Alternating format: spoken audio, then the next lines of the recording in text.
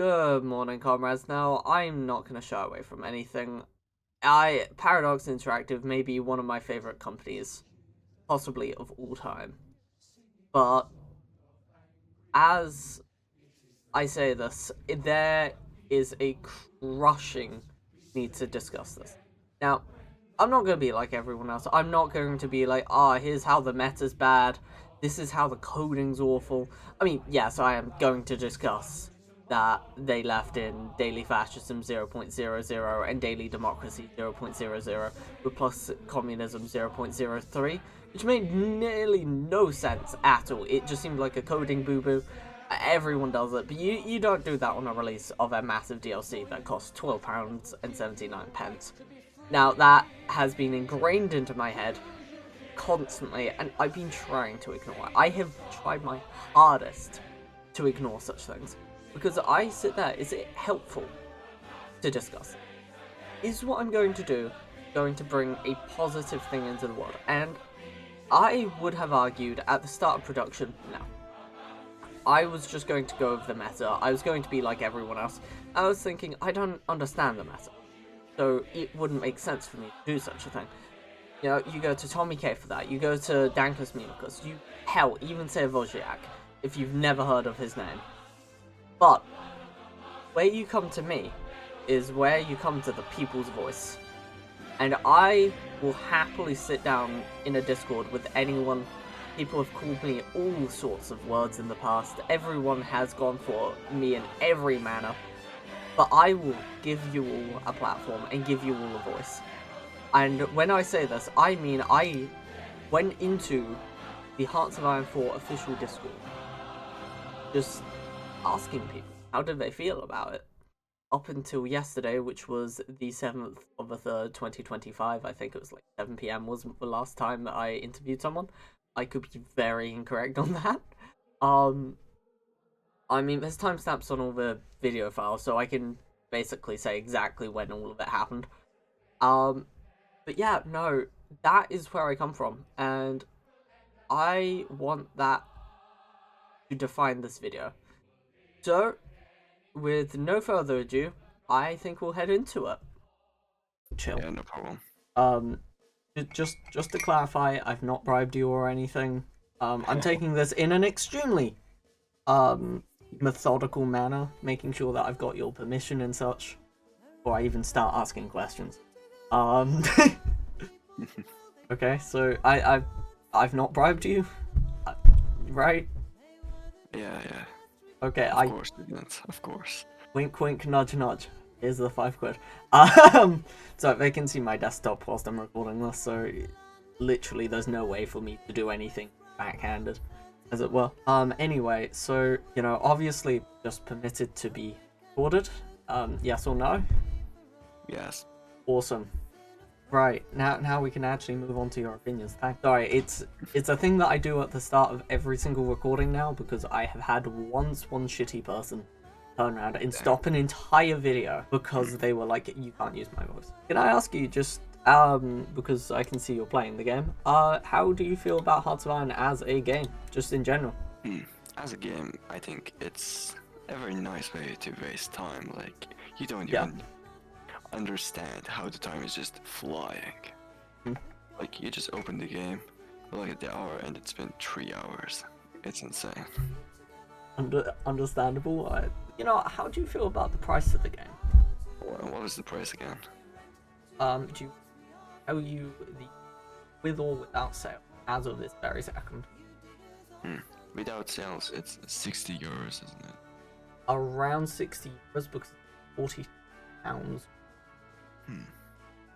Yeah, I mean, it's quite expensive considering that each of the DLCs is like 20 bucks. Like, or like, it's quite an insane price, because like, if you're already paying the full price without like buying it in a sale or something, paying 20 bucks to try 3 new nations with a focus tree, it's quite insane.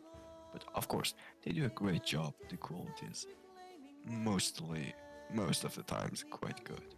But my main problem is with the price of the DLCs. I think that's the main problem. That's a completely fair analysis. I obviously must also ask, because I'm trying to make this not a leading. Give me a second. One eternity later.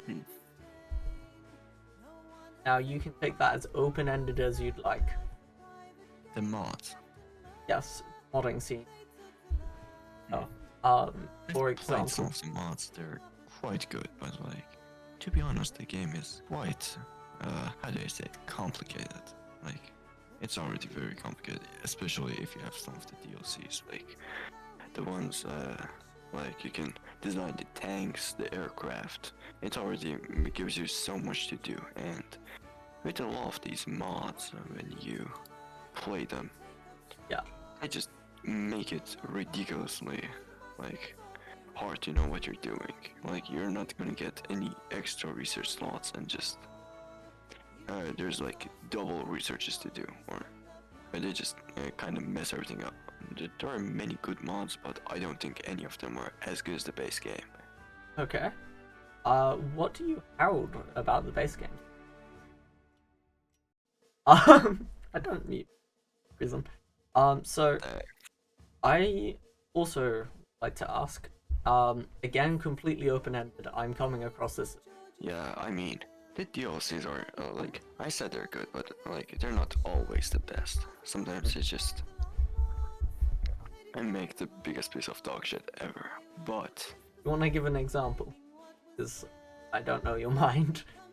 I don't remember which focus tree it was, but some of the focus trees are quite bad.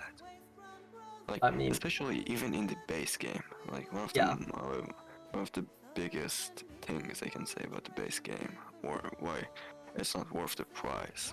It could be because, like, without any DLC, some of the focus trees, like China, like Japan, like even the USA, like they're not great. Like, when you're paying that much, those focuses are not great. Definitely not. $10 max. I was about to follow up with that, actually. Yeah. So, like, $10 max. as in... Welkom in Europa, blijf hier tot ik dood ga. Europapa, Europapa. Welkom in Europa, blijf hier tot ik dood ga. Europapa, Europapa. €10.09.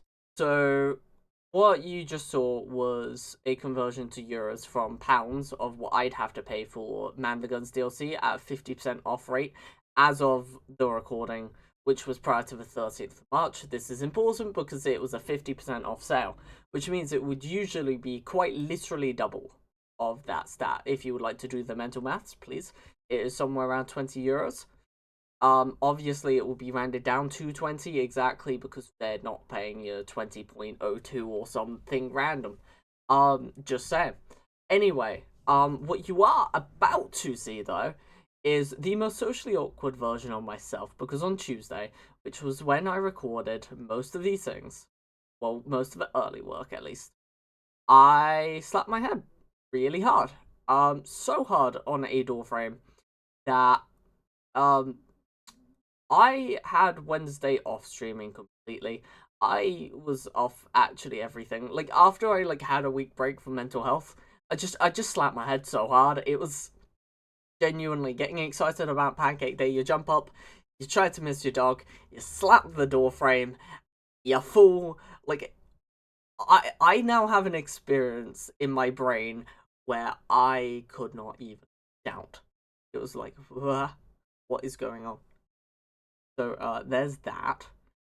So here's the next few clips. As now I'm recording, I should probably ask you, am I paying you to do this? Anyway, so obviously, how do you feel about the DLC that's released as of what, 2-3 days ago now? I kind of like it. You kind I of like the Mhm. focus tree of Iran and India, but not really from Afghanistan and Iraq. Okay. So, what would you say are the positives of the focus trees? That you can finally get some elephant divisions from India. Is Okay. and that you can break free from always. Okay. Yeah, that sounds good. By the way, before I get really in depth about random things that you're not interested in, because many of the quotes are, by the seems of it, do you have anything to add, like just on top? Oh, Brad, do you have something to say? If it's alright, yeah. So I haven't personally like played it too much, but I've played Afghanistan and it's very, very boring, honestly. Mhm. There's not a whole lot you do until like super late on felt like. And then I Alright. had some guy who like who told me that like he played British Raj and he I guess I don't know won the war really quickly by going like left side, which is like the Pakistan side. And Mhm. then there was just bugs like with him not being pieced out and stuff. Yeah. I haven't had that happen to me. And then he showed me a couple of things like you would be white pieced with dot and it doesn't say what. He showed me like a lot Oh. of things like that. Yeah. Like in the decisions, you know, like where it should say like I don't know, white piece with British Raj or Britain. I haven't played it myself, but he showed it that it was like white piece, nothing, and a dot.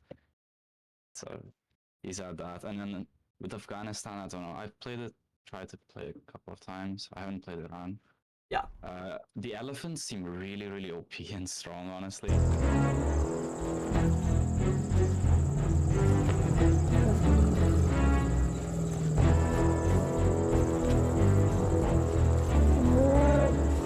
So I'm not gonna run, or at least try not to, but if you look at this tank design and you look at this elephant design, you will be able to see fundamentally that the elephants outperform the tank in most areas. Now this tank was created before No Step Back.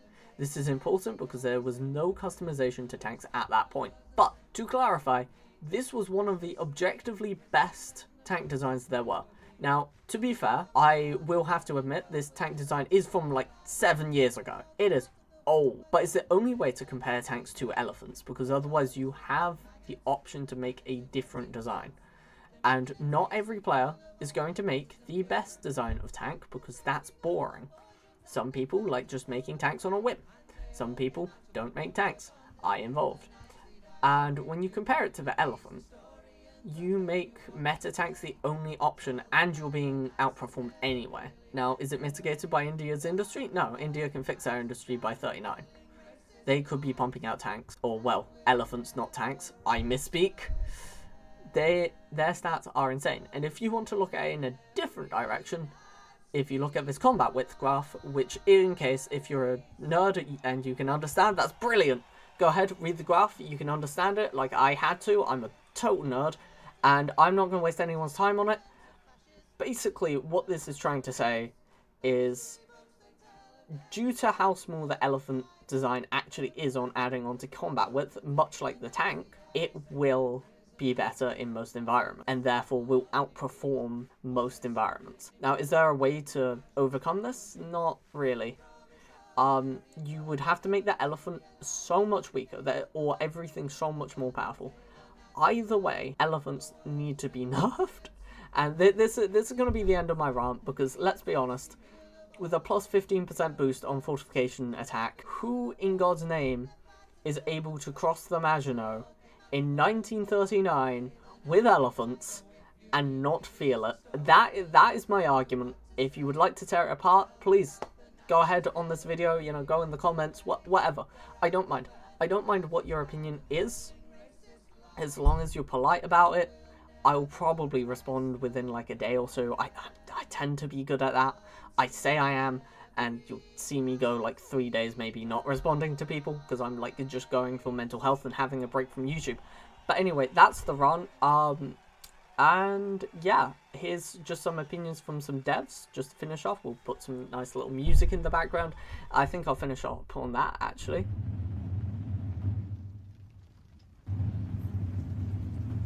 Do you hear the people sing, singing the song of angry men? It is the music of a people who will not be slaves again. When the beating of your heart echoes the beating of the drums. There is a life about to start when tomorrow comes. Will you join in our crusade? Who will be strong and stand with me? Beyond the barricade, is there a world you long to see? Then join in the fight that will give you the right to be free. Do you hear the people sing, singing the song of angry men? It is the music of the people who will not be slaves again. When the beating of your heart echoes the beating of the drums, there is a life about to start when tomorrow comes. Will you give all you can give so that our banner may advance? Some will fall and some will live. Will you stand up and take your chance? The blood of the martyrs will water the meadows of France. Will you hear the people sing, singing the song of angry men? This is the music of the people who will not be slaves again. When the beating of your heart echoes the beating of the drums, there is a life about to start when tomorrow comes.